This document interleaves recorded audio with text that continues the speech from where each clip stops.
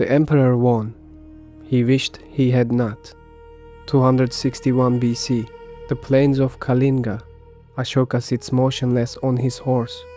Around him, smoke. 100,000 bodies. The silence after a battle that should have felt like triumph. The Maurya Empire, 3rd century BC.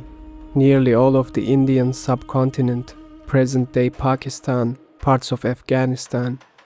One of the largest land empires the world had ever seen. Ashoka had taken this empire through blood.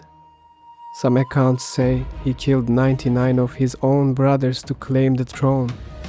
All but one. He didn't hesitate. He believed power required the kind of clarity. The people called him Chandashoka, Ashoka the Cruel. There are accounts of a prison he built, designed to look beautiful from the outside, a place of suffering within. He called it his paradise. By the time he came to Kalinga, he had ruled for 16 years. He had fought many wars. He had won them all. Each victory confirmed what he already believed, that conquest was the shape of greatness. Kalinga was the last piece, the eastern coast, the heart of maritime trade. They had resisted for years, not through weakness, but through pride. And something in Ashoka needed that resistance to end. That need brought him here. The war lasted 8 months. Kalinga fell.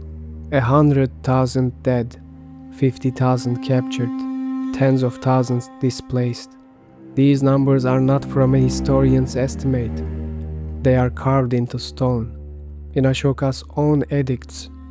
A ruler who records his triumph in this language is not celebrating. This filled the beloved of the gods, myself, with profound sorrow and regret. Ashoka had won dozens of wars. Why did this one break him? Because this time, he walked the field himself. Previous wars were numbers, dispatches, reports arriving at the palace. Kalinga was different. Ashoka moved through the aftermath in person. He walked through villages that no longer existed. He passed through what had been a market, a road, a house. He saw a woman standing in the entrance of what used to be her home. Nothing left behind her. She didn't move. She didn't speak. She just looked at him. He had won this. This was his victory. He stood there for a long time, and when he finally turned away, something had broken loose in him that all the victories in the world could not put back. That is what crossed the threshold, not the scale, the witness. Why does an emperor carve his regret into stone? He encountered a Buddhist monk. He listened to the teachings, the nature of suffering, the end of craving, compassion, not as retreat from the world, but as the only honest response to what he had seen. He didn't become a monk. He didn't abandon his throne. He did something harder. He stayed in power and tried to change what power meant. First, he stopped the slaughter of animals. The palace kitchen killed hundreds every day. He records the numbers himself. He reduced them, then stopped entirely. Then he built roads. He planted trees along them so travelers could find shade. He dug wells. He built hospitals for people and for animals. He protected specific species of wild animals by name, listed in his edicts and declared off limits. An emperor who had built a prison called Paradise was now writing laws to protect deer. And he began writing on rocks, from present-day India to Afghanistan and Pakistan, carved into the faces of high boulders, on pillars, on cave walls. There are inscriptions. The edicts of Ashoka, 33 major inscriptions, written in the local language of each region so that every person, wherever they lived, could read them. There are not records of conquest. An emperor usually writes that he won. Ashoka wrote what it cost, not as confession, not as weakness, as a statement he needed to outlast him, as if he understood the empires crumble, armies dissolve, but words pressed into stone might survive everything. In the 3rd century BC, one of the most powerful men alive had this carved into stone. The grief I feel for the conquest of Kalinga is felt even today.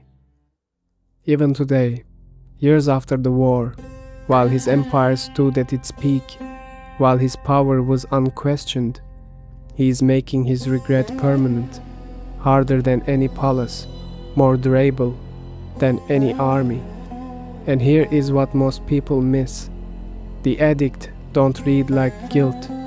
They read like a man who has understood something and cannot unknow it. One of them says, "All people are my children, just as I desire for my children that they may enjoy every kind of well-being and happiness. So also is my desire for all people."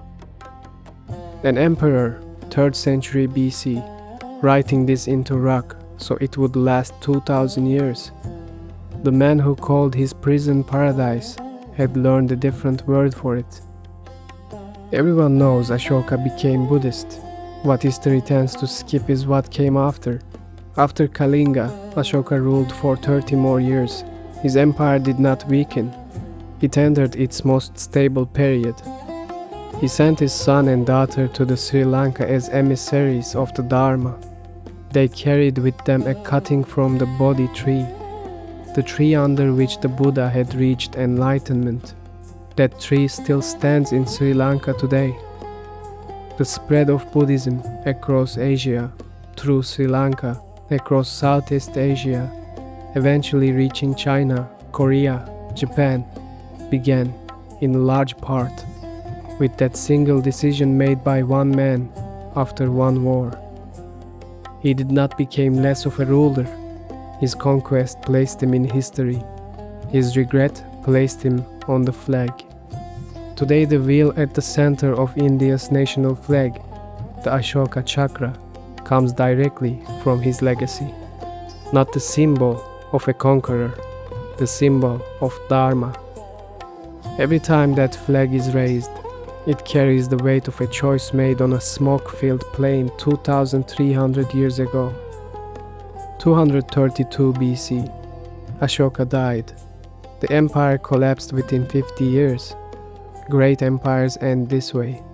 Those who follow cannot carry the weight, but the rocks remained. For nearly 2,000 years, Ashoka's inscriptions could not be read. The Brahmi script had been forgotten, an entire alphabet lost to time. In 1837, a British scholar named James Prinsep decoded it, and what had been silent stone for 2 millennia began to speak.